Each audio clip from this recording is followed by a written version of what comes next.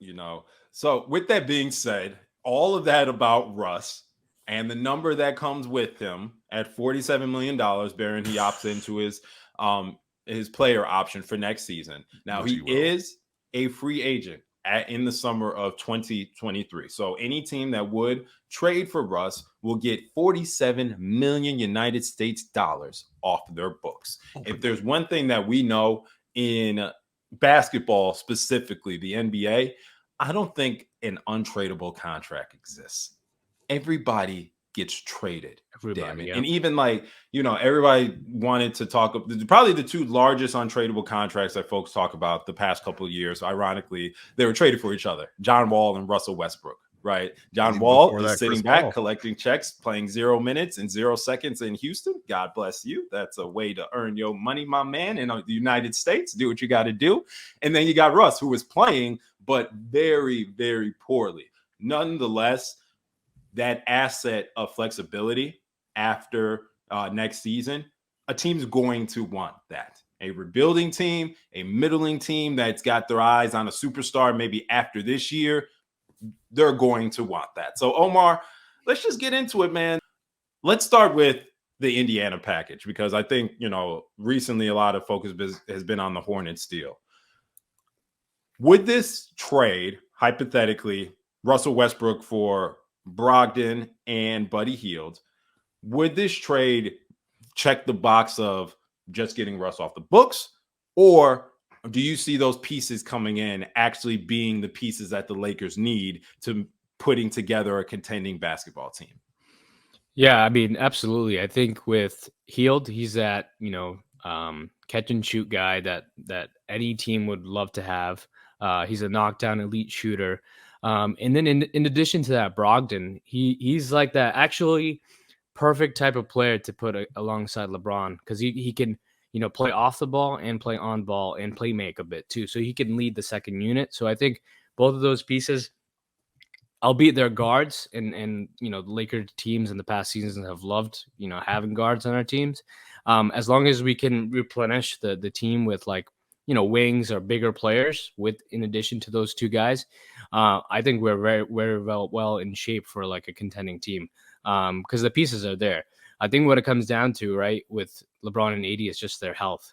So if they're healthy and even if they're, I think we can start to get ready to see them, being ready and available for like 50 to 60 games. I think those pieces can help, when they are out, one of the two or if both are out, they can play up to a position where we're still winning games or we're in games. And as long as we're healthy for the playoffs, I think we can go for a long run. I love the pieces that box checks with what Buddy can do and Brogdon's defensive prowess. I do think we get back to the issue, right? Can Brogdon stay healthy? Yeah. One, right? And does that check the box of the Lakers need big wings? Are either of those guys big wings that can score and defend?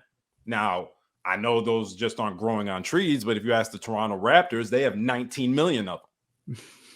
I don't know. And I think this is probably the hard part for me about any rush trade. You're not going to solve all your issues in one swoop, right? Folks are like, oh, you're trading Russ. You're not getting your big wings back to defend and things like that. Dude, like maybe that's just not the case. And this needs to be a step-by-step approach. Do you think that those first-round picks, got to get involved in an Indiana package? And how many are you comfortable with including when you know that there's still other areas on the team that you need to improve on?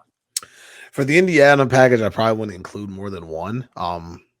Yeah, there's no way I'm putting both in, but they probably want one because they're shedding a good amount of salary, but they do need picks. I mean, if they're going into full rebuild, it seems like they're just blowing everything up at this point. They're going to want some draft compensation, and picks is the way to get that. Obviously, taking on Russ's pretty big salary and them shedding two pretty decent ones is cool. My only concern, honestly, with the Indiana trade is the Hield acquisition. And I like Hield, but I mean, let's be honest, he's not the most efficient player. He's never been known for his defense. I think what he could do, and I've seen a little bit of this be a bit of a tension point within Lakers Twitter to an extent. Does he really offer us more than Monk does? We loved a lot of Malik Monk's moments this year, and I think that we probably saw more positives, like as far as the scoring And to your point, how much more is Buddy Hield going to give over that, right? And he's paid a lot more. So, like, I think that's kind of where, you got to think.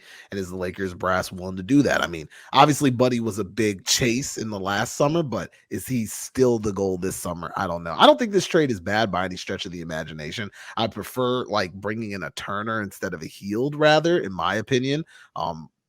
I think what Hield does, I think you can find in the league for cheaper, in my opinion. That's just me. I do think Brogdon would be the big gem here, though, for sure, because like Omar said, a bigger guard can play both guard positions, the 1 and the 2, can shoot, space the floor, defend, play make. He can do everything that we've wanted out of a Lakers point guard for the past 2 seasons. Yeah. Ever since the championship season, he's the point guard that can do exactly what we need to do. If LeBron's bringing up the ball, he could play off ball, not be, just useless standing in the corner or whatever, the Russ fans said Russ was doing. I think Brogdon would be a great addition. Hield, I'm kind of iffy on, but I mean, hey, if it sheds Russ, I mean, I'll take whoever at this point. But I think just thinking in totality, I think that might be a concern that people may have had. It's just Hield's money versus productivity. I mean, Monk was signed on a minimum, and could he do everything that we want Buddy to do? I mean, obviously Monk has a little better playmaking. I think Hield's the better shot maker, but he doesn't necessarily shoot the greatest percentage from 3. Does make a lot of threes, but he takes a lot. So again, it kind of just depends what you want. But I don't know. I do like the trade. I can imagine us attaching a first to it, but I can't imagine anything steeper than that. Or if we give them a young player like a THT or something, does that bolster the trade as well? So I think it can go either way. Lakers got two assets that they could attach outside of those first round picks to Russ. That's Kendrick Nunn and THT. So THT has a player option after this next upcoming season. So, that's a little bit to consider factor for a team trading for him. So I think Lakers fans are probably not attached to anybody not named LeBron James or Anthony Davis at this point to improve the roster. So be it. Whether, I think for me personally, it'd be sad to see Malik Monk go here at Late Night Lake Show, Monk propaganda and all that. Shout out Guru. But I believe that Monk's talents can be found in other types of players. To your point, Kwam, I'm also not going to pay 8, 9 times more for a player that is 7% better than Malik Monk, who's playing for pennies. So the Indiana trade, to me, we're getting probably better quality of players than the Charlotte trade.